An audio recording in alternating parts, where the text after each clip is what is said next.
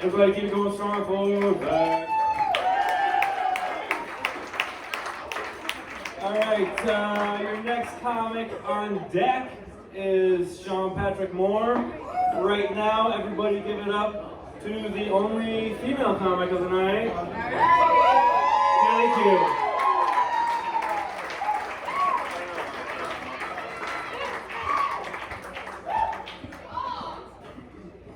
Yeah, last time I said it was a sausage party, and it still is. It's okay. Oh shit. Alright. It's June, it's almost summer. It's not quite summer, Vincent, but it's almost summer. Yay, I guess.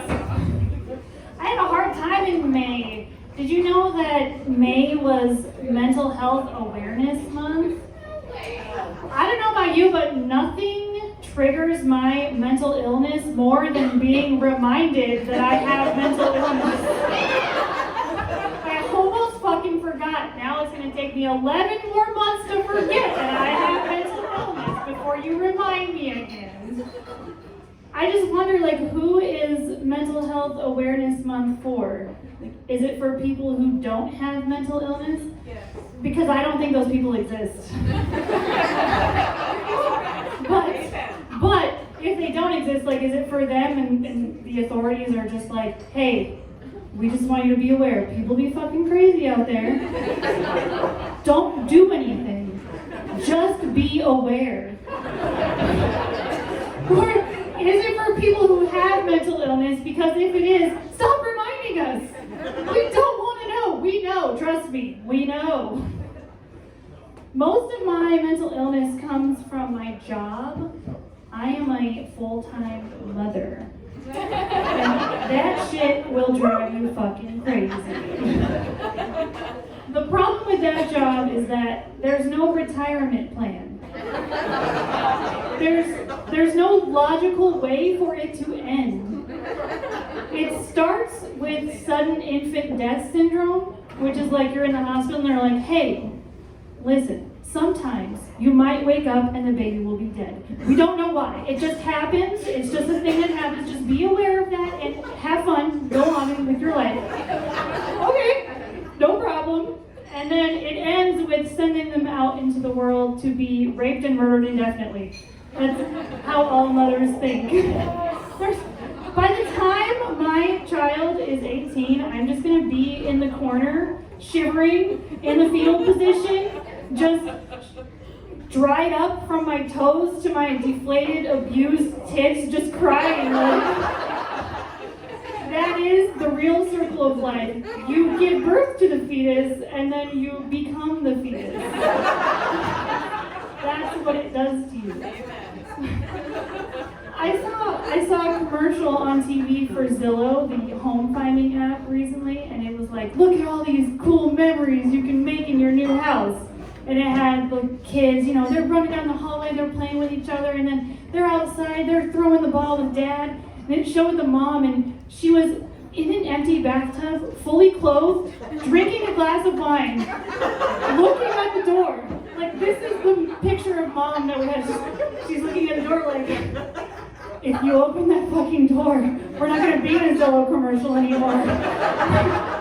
We're going to be on the ID channel because I'm going to fucking kill you all.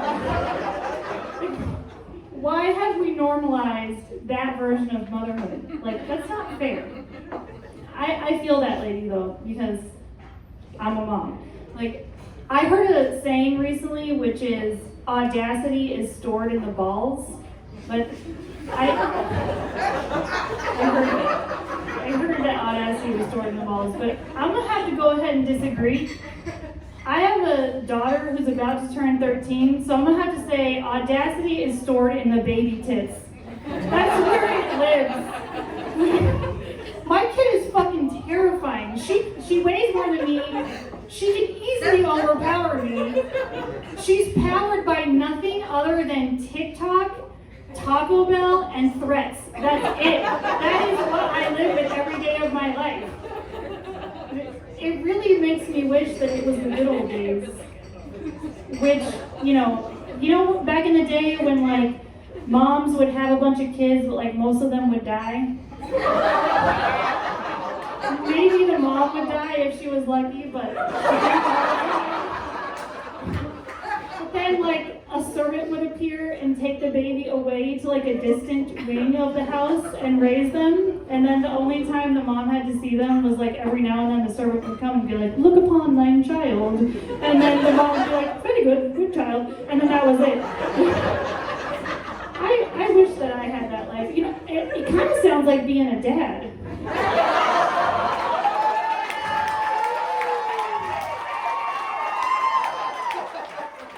I'm not talking shit. I'm jealous. I'm not mad at you.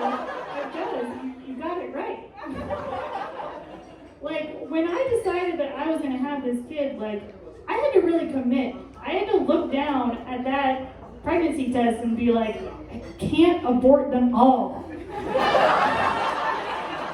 So I didn't abort them all. I had the one, so I didn't abort them all. But, you know, my choices were way harder than, do I be in its life or do I not be in its life? My choices were, raise it for 18 years, give it away to a stranger, or get it vacuumed out. Like, either way, it sucks.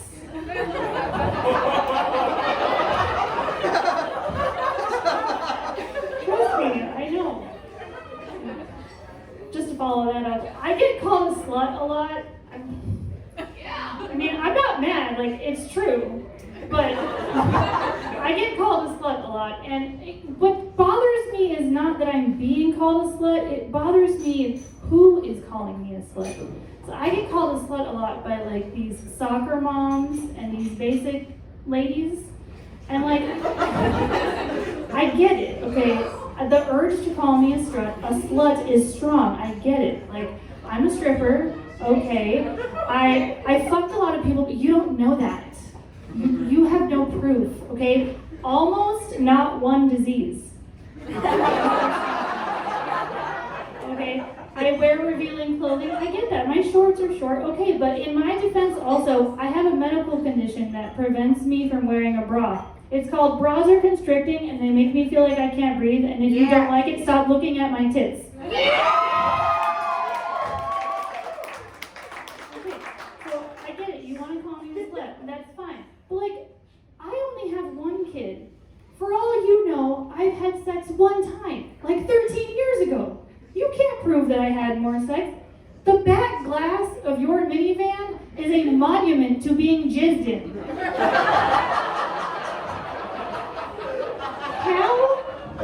How many loads did you have to take for that sticker compilation to even be possible? That's way more loads than I'm taking, I promise you. You're the bigger slut. But I don't even like sex, and you can ask my husband. I don't like sex. We like barely have sex. To the point that the FBI agent who lives in my phone has started sending me targeted ads suggesting that I might have hypoactive sexual desire disorder, which means that we're not fucking, and the phone is listening, and the phone knows. The phone knows that we're not fucking, and it thinks that it might be so bad that it could be a medical problem. Okay, but I looked into it, and hypoactive sexual desire disorder is a lack of sexual desire, but it's only a problem if that lack bothers you. So I'm good. I don't have to go to the doctor. Okay? Doesn't bother me. Hypoactive sexual desire disorder sounds like it was invented by horny husbands who couldn't get their wives to fuck them. Like, wait, you don't want to fuck me? We need to get you to a doctor ASAP. Like, there is something wrong with you. Why don't you want to fuck me? Like, doctor, is there a pill that we could get her that would make fucking me sound appealing again? I can't understand. Like, I've been regaling her with my fabulous fucking routine for 10 years straight. I just can't imagine that she doesn't like it anymore. It doesn't make any sense. You know what? Honestly, I'm less bothered by the fact that I don't want to fuck my husband. I'm more bothered by the fact that he wants to fuck me more. Like, how many times is enough times? Apparently, there is no amount of times that's enough times. If I could take a pill that would make me want to fuck my husband 10 times a day, I totally would, just to get him to shut the fuck up about it. It's like, and I just want everyone to know that today, it's not Mental Health Awareness Day, but it is a special day. It's National Corn on the Cob Day.